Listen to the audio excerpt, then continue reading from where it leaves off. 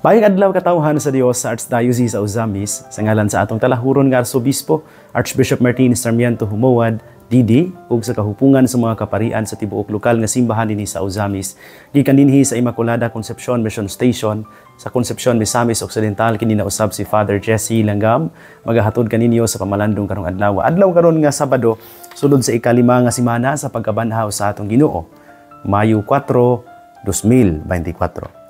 Ang ebanghelyo nga atong pamalandungan karong adlaw mga igsuon, atong kutluon gikan sa ebanghelyo sumala ni San Juan.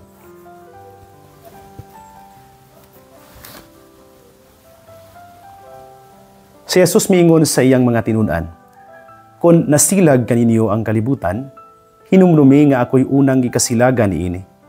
Kung kamo iya pa sa kalibutan, higugmaon unta kamo sa kalibutan ingon nga iya sa kalibutan.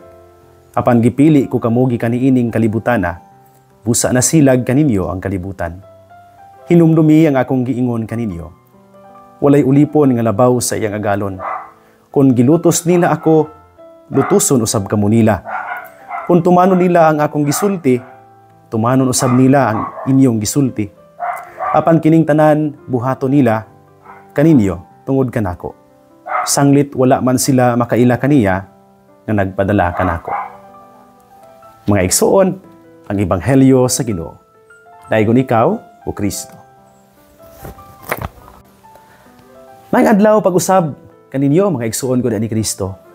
Diha sa kinabuhi, we are often confronted with two ways of deciding and acting. Ang atong magkasinatian magtug-an nato niini. Basta gani muhimo na tag mga desisyon o naatay pagabuhaton, naanay duha ka paagi unsaon nga makahimo tag desisyon, unsaon ta makabuhat o mga lakang sa kinabuhi. Ang first way is the way of the world, which is much more convenient, usually more popular and easier. Mas sayon, gaan, dali, ug maoy kasagarang ginahimo gisunod sa uban.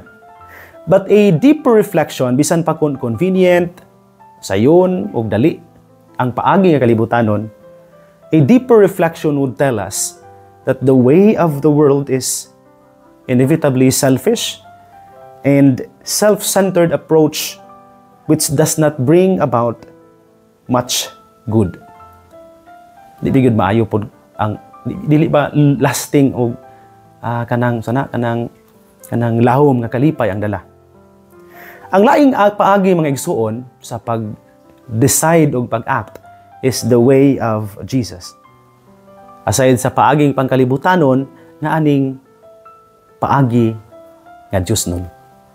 It is obviously a more difficult way, but one that can lead us to discover the meaning of life and the wonders of God's love and love itself.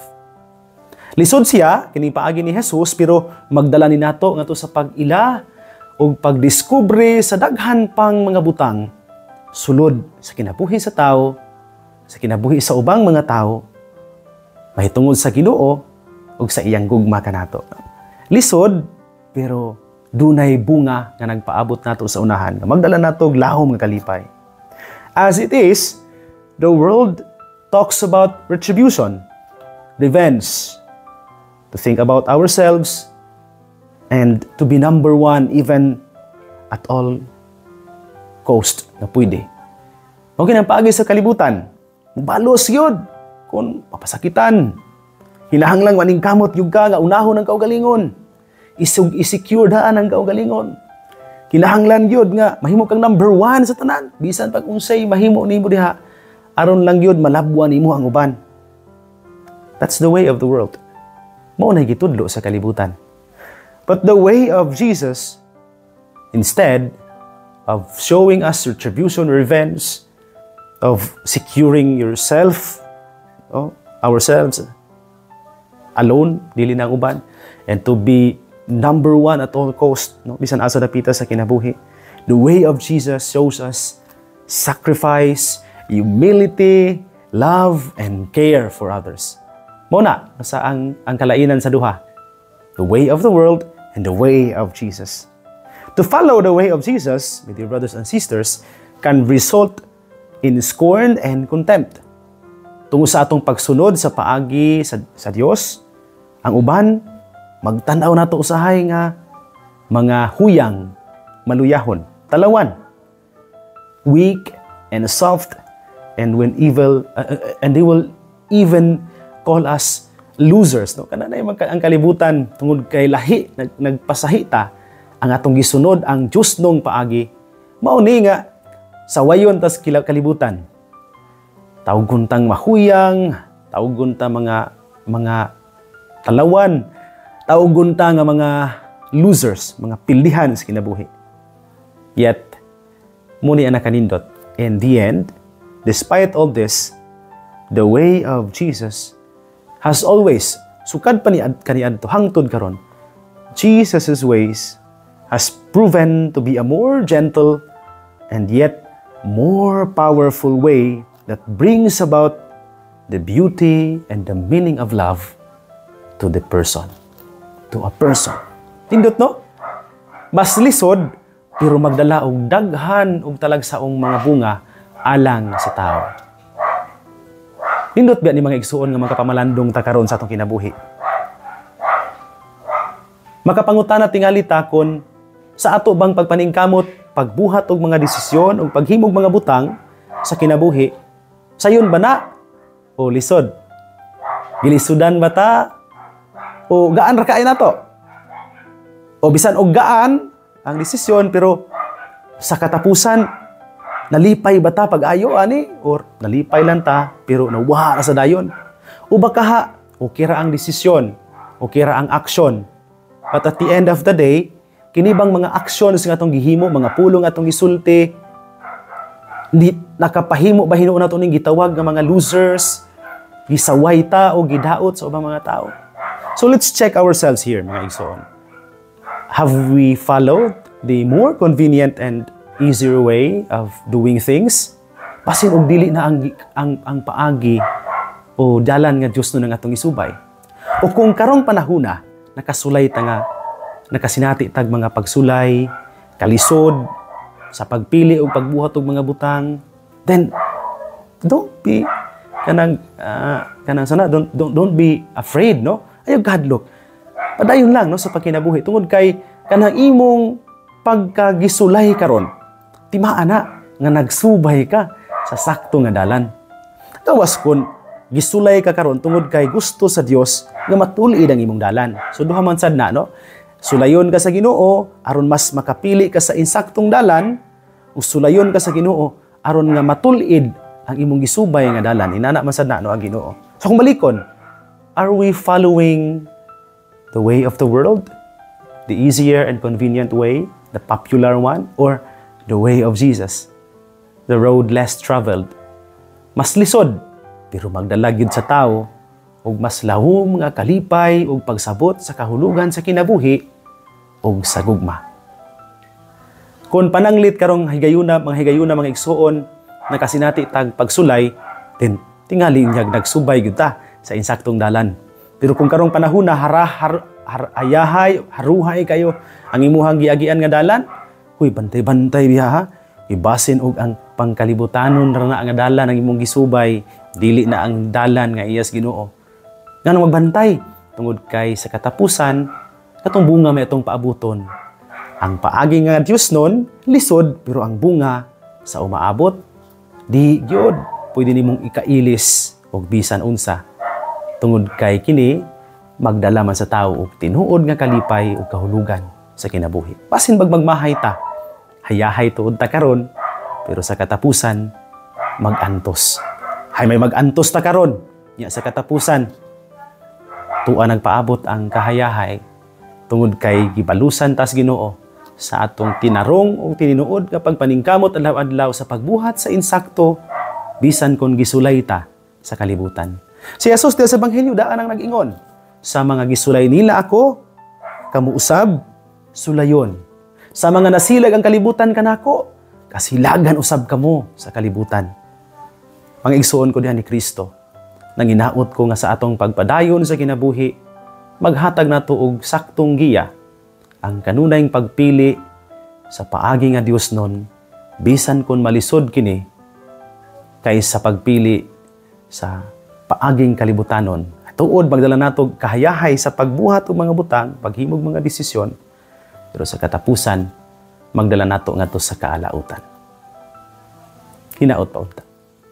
Mga igsoon ko ni Kristo din hinalang kukuto baban sa dili pa nako tapuson kining pamalandong, tuguti una ako sa pagtunol sa akong greetings sa tanan nga karong adlaw. Nagsunod ka nato din hinining atong programa. Kaninyong tanan daghan ug daghan kaayong salamat sa inyong walay puas nga pagsuporta kanato din hinining atong istasyon. Uban namong duha ni Archbishop Martin Humawad ato ang talanghuron nga arsobispo.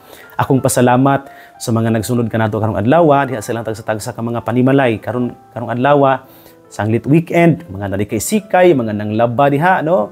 Mga nagluto para sa pamahaw, paniudto, mga nag-andam para sa ilahang mga umah, katong mga naa silang mga trabahuan, mga panginabuhian, kaninyong tanan maayong adlaw ug maayong buntag sa ato mga mangingisda, sa ato mga mag-uuma, sa ato mga drivers karon nga bisan og weekend pero way pahulay kanunay naning kamot alang sa panginabuhian, alang sa ilahang pamilya. Maayong buntag kaninyong tanan.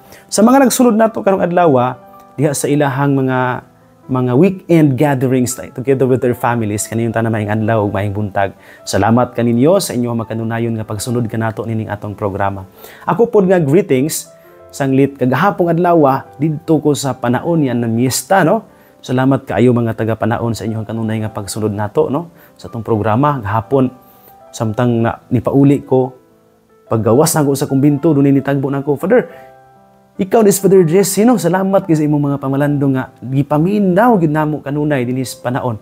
Maabot pa ta diha, no? O, hinahinay, diha sa panahon, ang DXTD. Salamat ninyo, mga taga-panahon, and belated happy fiesta. Belated happy fiesta pod sa mga taga-Gango. Fiesta nila kagahapon, pero wala na ko makaadto gyud sa Gango. Sanit layo magayo ta, no? Alas 6 gud ang misa ngadto, no? Murag lisod kayo apson. So salamat gihapon sa inyong makanunayong pagsuporta nato diha mga taga-Gango ban sa ilang Padre Cura, si Father Juven Lustre, no? Akong greetings diha sa pamilya Lumakad, labi na kang Kuya Luloy Lumakad, no? Diha sa Gango. Maayong buntag din diha. Apo sa Gango ang ato ang seminaryo, ang St. Mary's Theologate, di ako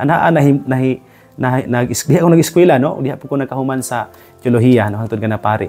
Diha ang atong magkaubang pari pod, no? Si Monsignor Joel Montenderamos, ang kanhi rector namo sa Coriezo Seminary pami, hangtod nga nabalhin siya sa SMT, si Father Walter Patian sa Iligan, si Father Belstar Idyang, no? Sa Pagadian, si Father Marvin Osmeña, tuwang kauban sa Archdiocese sa Ozamis, Father Chris Varquez, no?